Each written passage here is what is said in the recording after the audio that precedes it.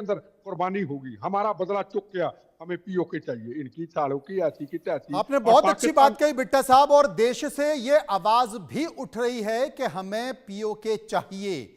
और सबसे बड़ी बात है, अपने दर्शकों को एक अपडेट दे दूं कि प्रधानमंत्री आवास पर जो सीसीएस की बैठक चल रही थी, कैबिनेट की सुरक्षा संबंधी समिति की बैठक चल रही थी, वो बैठक खत्म हो गई है।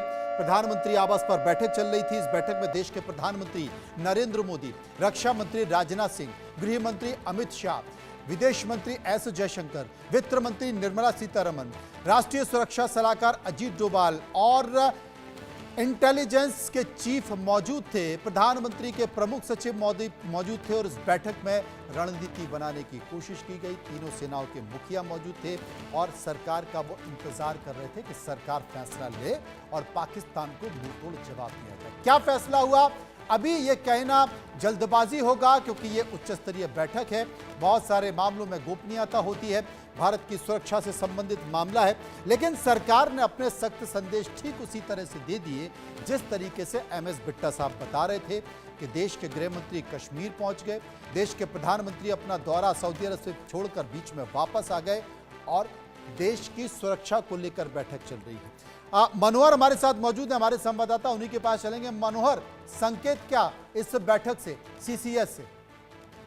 ये बिल्कुल सीसीएस की बैठक खत्म हो गई है। करीब 2.5 घंटे प्रधानमंत्री की अध्यक्षता में ये बैठक चली है। राजनाथ सिंह अभी बाहर निकले हैं, लेकिन अमित शाह, जयशंकर दोनों अभी अंदर ही मौजूद हैं। जैसा कि सूत्र बता रहा है कि इसमें कुछ बड़े फैसले हो सकते हैं, क्योंकि 7 बजे करीब एनए की ब्रीफिंग होनी थी, वो अब टल गई है। कुछ देर के बाद हो सकती है कि एनए इस पर घोषणा करे कि भारत की ओर से डिप्लोमेटिक तरीके से पाकिस्तान को कैसे पटकनी देनी है, कि क्या हमें डिप्लोमेटिक तरीके से, क्योंकि इस बैठक में राजनाथ सिंह ने तीनों सेनाओं की ओर से क्या तैयारी की गई है, क्या वहां पर स्थिति रही है, केंद्रीय गृह मंत्री अमित शाह की ओर से इस बैठक में बताया गया है कि वहां पर किस तरह से इंटेलिजेंस ने काम किया, क्योंकि इस बैठक में इंटेलिजेंस के आईबी के चीफ भी मौजूद थे, रॉ के चीफ मौजूद थे और सीडीएस अनिल चौहान मौजूद थे।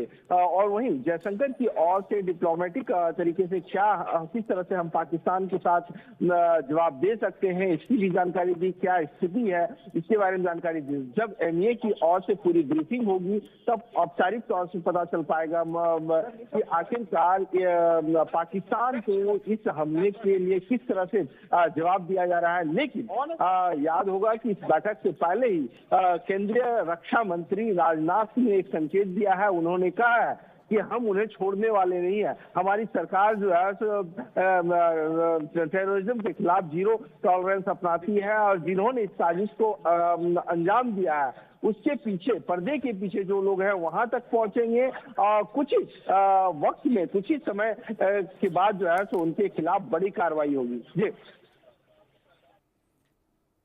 मनोहर केसरी हमारे संवाददाता हमारे साथ मौजूद है, वो बता रहे हैं कि बैठक हो चुकी है, राजनाथ सिंह देश के रक्षा मंत्री बाहर निकल चुके हैं। आप तस्वीरें देख सकते हैं।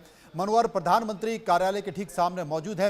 मनोहर, पूरे देश से यह संकेत निकल कर आ रहा है, यह गुस्सा लोगों को निकल कर आ रहा है कि पाकिस्तान को इस तरीके से करारा जवाब दिया जाए।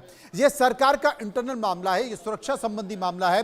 सरकार तय करेगी, उसकी रणनीति तय करेगी कि कैसे जवाब दिया जाए और कैसे इस रात की सुबह क्या वाकई हो पाएगी। लेकिन तमाम अंतर्राष्ट्रीय मंचों पर जिस तरीके से पाकिस्तान बार बार इस बात का जिक्र करता है, वो अपने आप को पीड़ित बताने की कोशिश करता है।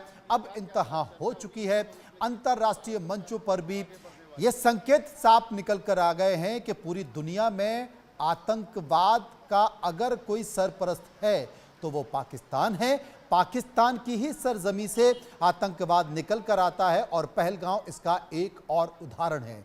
तब जबकि अमेरिका के उपराष्ट्रपति भारत में मौजूद हैं, इस बात की धमक उनके कानों तक, उनकी आंखों तक भी दिखाई दे रही है। इसके साथ साथ तब जबकि देश के प्रधानमंत्री सऊदी अरब की यात्रा पर थे, उस वक्त ये बड़ा संकेत हुआ है। और ये संकेत 18 अप्रैल को ही साफ तौर पर पीओके के रावलपिंडी में देखा गया, रावलकोट में देखा गया, माफ कीजिए, जब भारत के खिलाफ, देश के प्रधानमंत्री नरेंद्र मोदी के खिलाफ, हिंदुओं के खिलाफ जहर उगला जा रहा था।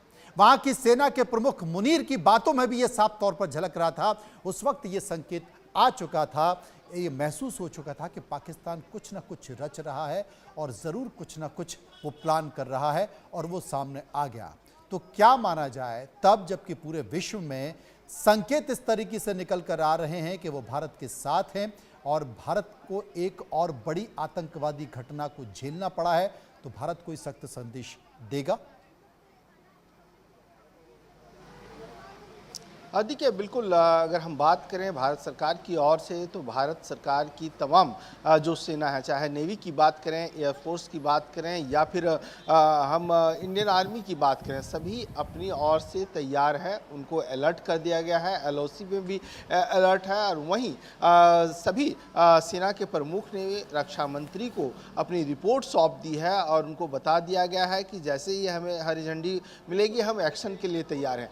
लेकिन जैसा कि हमने देखा कल से लेकर के अब तक विश्व पटल पर जिस तरह से पाकिस्तान की छिछला लेदरी हुई है, अब ट्रंप की बात करें, पुतिन की बात करें, या हम फ्रांस के राष्ट्राध्यक्ष की बात करें या इटली की राष्ट्राध्यक्ष की बात करें, सभी लोगों ने भारत के साथ आतंकवाद के खिलाफ जो है सो कंधा से कंधा मिला करके नजर आया है और सपोर्ट करने की बात की है। ट्रंप ने कहा है कि हम जो है इस मामले में आपको सपोर्ट करेंगे। तो ऐसी स्थिति में अगर पाकिस्तान ये चाह रहा है कि हम उसके खिलाफ कुछ नहीं करेंगे, तो इसको वो भूल जाएं। इस बार जो है सो करारा जवाब मिलेगा। प्रधानमंत्री नरेंद्र मोदी ने जब एक्स पोस्ट पे लिखा कि जब ये घटना घटी तो हम इसके बाद और ज़्यादा मजबूती से उभरेंगे, मजबूत होकर के खड़े होंगे। और वहीं केंद्रीय गृह मंत्री ने भी इस बात की जानकारी दी और उन्होंने कहा कि हम बड़ी कार्रवाई करेंगे, सख्त कार्रवाई करेंगे, किसी को बख्शा नहीं जाएगा। तो इससे साफ संकेत है कि भारत सरकार एक ठोस रणनीति बना करके पाकिस्तान के खिलाफ ठोस कार्रवाई करेगा। जैसा कि हमने पुलवामा अटैक के बाद भी देखा, उड़ी मामले में देखा। तो जिस तरह से भारत सरकार की अपनी रणनीति होती है, उस रणनीति के तहत, क्योंकि पूरा देश, आप बिल्कुल सही कह रहे हैं, पूरा देश उबल रहा है, पूरे देशवासियों में गुस्सा है। जिनसे बात होती तो वो कहती है आखिरकार सरकार जो है उसे किस तरह से टैकल करने वाली है। तो बिल्कुल अभी कुछ देर के बाद एमईए की प्रेस ब्रीफिंग हो सकती है, उसमें कुछ औपचारिक ऐलान हो सकता है कि क्या हम पाकिस्तान से अपना डिप्लोमेटिक संबंध तोड़ लें या वहां के उच्चायुक्त को वापस बुला लें, बड़ा या फिर हम संकेत किस है। तरह से एमईए की अटैक प्रेस करें, कॉन्फ्रेंस किस तरह होगी, से बदला विदेश लें। मंत्रालय की प्रेस कॉन्फ्रेंस होगी, उसमें क्या संकेत निकल कर आते हैं उसका भी इंतजार करना पड़ेगा। शुक्रिया हम करेंगे मनोहर का, जो हमें विस्तार से जानकारी दे रहे थे प्रधानमंत्री कार्यालय के सामने से। आगे बढ़ते हैं, एक और बड़ी खबर। पहल